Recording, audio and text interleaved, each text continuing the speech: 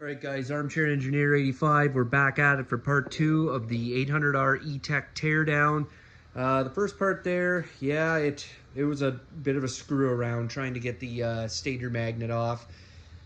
So anyways, we're going to move forward here, and we've got these Allens down here to take off to get rid of this shroud, pull start shroud. So I'm going to go ahead and do that. Okay, you guys are back with Armchair Engineer 85. We just finished up part 1 of the bottom end removal or tear down, and we're getting right into part 2. We've got 4 T30 Torx fasteners here to get off this shroud. So I'm going to go ahead here, not much to it, and we're going to keep going. So we actually have 6 in total, not 4.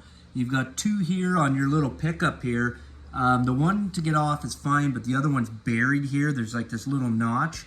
So I'm going to show you a little trick. I took all these off, and if you're ever so carefully, this is plastic and it'll flex, and then you can get your T30 in there, just like so, and you can loosen it off. Not the smartest engineering decision by BRP. One of many I'm finding out the more I work on BRP products. But anyways, just wanted to let you guys know, heads up. Just a little friendly heads up. You got your 4 main T30 bolts there, and these were the 2 shorter ones that held on that little pickup for the stator. Don't get them confused when you're putting it back together. These 2 little short ones will be needed for that pickup, so make sure to keep them separated. So to get this shroud fully off there, you've got the wires in the back for both the stator and your little pickup here. And what you're going to want to do is we got to pry this little grommet out around here. That's basically a keeper. We'll just set that to the side. And now we've got wiggle room here. So what I can do is I'm going to pop off my stator. I've got 6 of these internal Allen bolts here that I'm going to pop right off, and then we'll be able to take both the shroud and pull the wiring out. These will have Loctite from the factory, so I snapped them free with my ratchet, and then now just to speed things up, I'm just using my impact, because there is a lot of threads on these. And when we go to put them back on, guess what? We're going to use thread locker as well.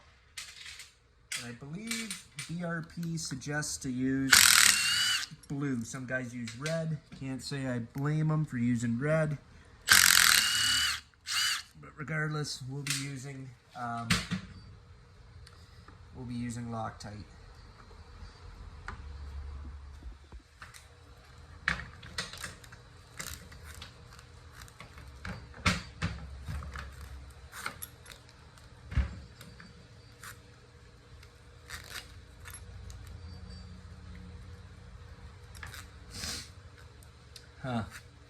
Okay, I wanted to see if I could keep these, stator, let's see, I don't know if that's going to work.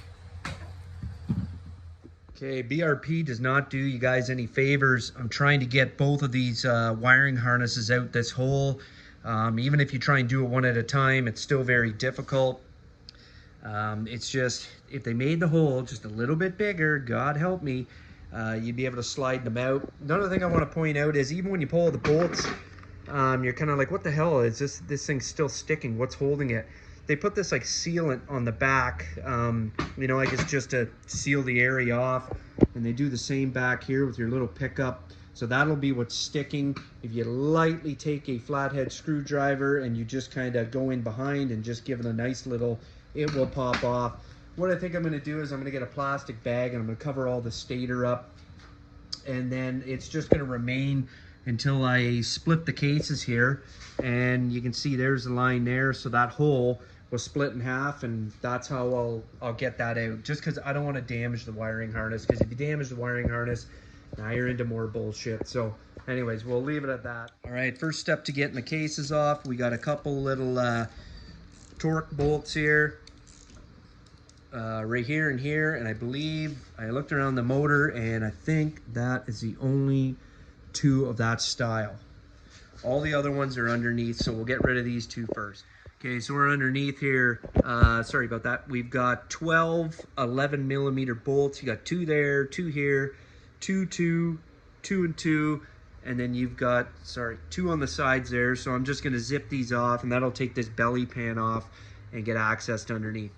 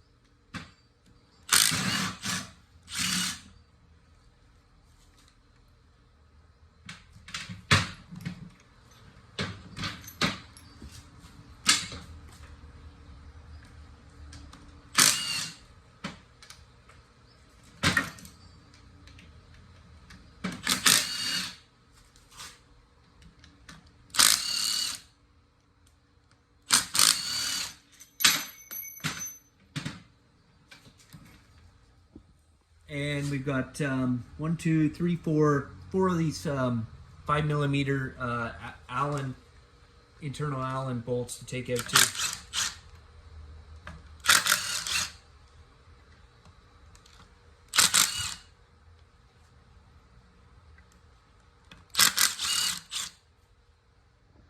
All right, with all those bolts coming out, we should be ready to split these cases. You can see here I've got my stator. I just put a bag over it and taped it up just to protect it here. If I miss any bolts, guess what? I'm gonna find out pretty quick here. So I've got my trusty plastic tip rubber dead blow hammer, and I'm just gonna start giving this a couple strikes.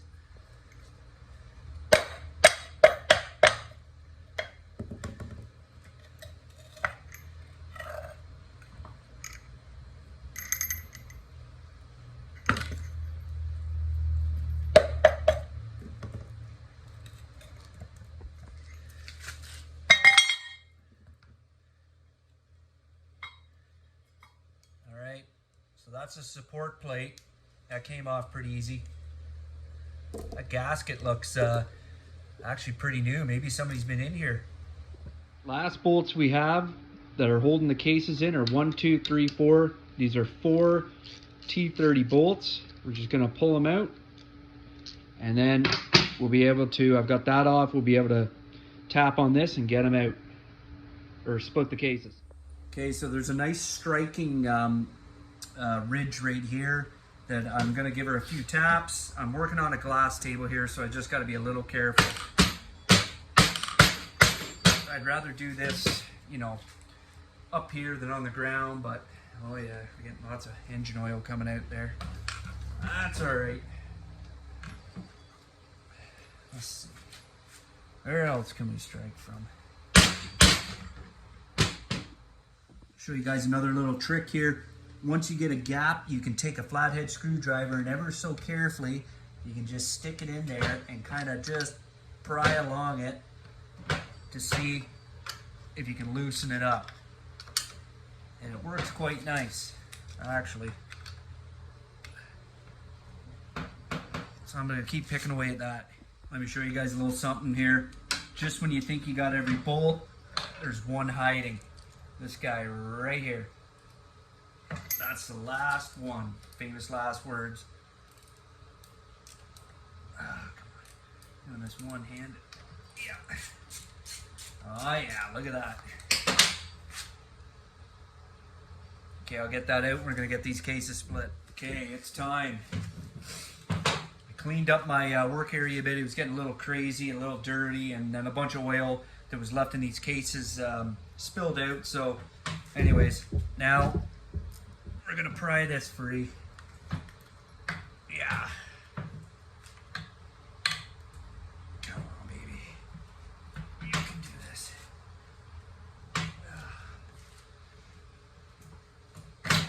Whoa. There you go. So here's what we're looking at. It actually looks pretty pretty halfway decent in there. Get a load of the size of the PTO bearings, your clutch bearings basically, compared to your mag side. This video doesn't do it justice, but wow, is there ever a difference in size? I see this looks like some Isoflex, old Isoflex, the white. So that's a good sign. We're gonna pull this crank out. I'm gonna lift it out of the cases, set it down, and then we're going to inspect the main bearings. Okay, crankshaft is removed. I'm gonna show you guys where we're at here. I popped it out of the cases here. When you get to here and the crankshaft is in the case, it'll be like almost seized right on, and it's actually very easy to get out. All it is just you've got your bearing retainers here. That's what's holding it in. Like you have 1, 2, 3, 4, 5. So you got 5 bearing, and this thing has been clamshelled down for, you know, under tons of pounds of pressure. So that's all it is. So all you want to do is you grab your crankshaft and you grab your end right here, you lift up, and then you just strike with a mallet right there, and it'll pop free pretty easy. And then you just go over, do the same to the other side, and it comes out. So as I explained to you guys, when I bought this engine, you know, a part of me, yes, I wanted to leave the bottom end alone because, you know, there is a lot to this. And then when you're assembling the bottom end, a lot of things can go wrong if you don't do it right. That's why you get a lot of guys that do top ends. They're like, oh, I've done, you know, tons of top ends, but they've never done a bottom end. It's just another level that intimidates some people, but it's not a bad thing to do. So anyways, when I was looking over my crank, you know, I got these retainers here that are kind of coming out, but I was looking at my bearings and I'm kind of spinning them going, okay, that spins pretty free. That's nice. Okay, how about this guy? Yeah, not bad. And there's no crunchy noise to it. So that's my main bearings. That's my PTO bearings. This is my mag side. These spin really nice. No crunchy noise. Same here with this one. This one's a little more effort, but it's kind of sandwiched in between these two, so it won't spin as free like the outside. I got a little, yeah, not much movement there.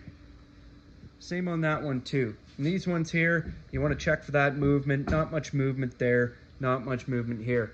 Now these are your inner bearings, and these here have these inner seals, and these seals, this is your gear here that drives your water pump and your oil pump. And anyways, these seals are what separate the two, so you don't end up mixing the two together and basically making chocolate milk. So these will be a little stiffer, and they won't spin as free. Like you can't basically do a free spin like that. But as you can see here, no side-to-side motion. And then I got to this one, and check this out. Try and get a good angle at it here. Well, number one, you can see the seal. And this seal here doesn't even move, but listen to this.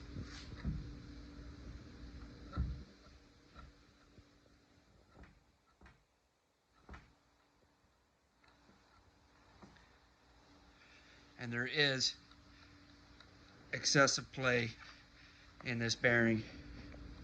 So, sorry, I'm working one-handed here. There we go. Excessive play. And unfortunately, doing my research, these bearings on the 800 Etecs have been known to go bad. Some people blame the design from BRP and Rotax. So unfortunately, I have to get a new crankshaft. But so part of me is kind of disappointed, but another part of me is going, okay, I'm glad I tore this down. It sucks that I have to get a new crankshaft. What I'm going to do is I'm going to source a used crankshaft, and I'm going to check it over, make sure all the bearings are good. I've got Isoflex grease, so I can do both the PTO and the mag side. This one here, the rod bearings actually were pretty good. No up and down. I'm moving it up and down here. There's no up and down excessive movement. Same there. So yeah, it's just the way it is. So I've already jumped ahead and I've already started cleaning my cases and cleaning my surface and all that. And I want to get all this. I'm still going to go at it. I've been using carburetor cleaner, which I really like. I like carburetor cleaner far more than I do brake cleaner. I don't find it as harsh, but I find that it does a really good job. And then I've got my other one over here that I've been cleaning up as well. And I'm just going to take my time at this. I'm gonna do a little more research here to see if there's anything that anybody suggests, like just to clean up the surface. And like I said, I'm gonna be sourcing out a refurbished crankshaft. So anyways, if you guys are following along, thank you very much. We have reached the summit. We have tore it down to the very end. Now it's time to start building this back up. So if you like what you see, guys, like, comment, subscribe, stick around. This project is going to be coming together. Oh yeah, one last little thing I wanted to show you. All my bolts that I've been taking out of the bottom end. I mean, I'm sure a lot of you guys know this. Forgive my 2-year-old writing. I just scribbled it down quick. My hands were dirty and greasy. But this is a really good way if you want to, like, obviously I'm tearing this down so I can't put all the bolts back in their holes because I got to do cleaning. So this is just a good way to keep track of everything. And then as I'm putting it back together, I can just pull it out. A lot of people know this. Believe it or not, this is the first time I've ever tried this before. And I kind of like this, so I'll probably be doing this more and more with my other projects.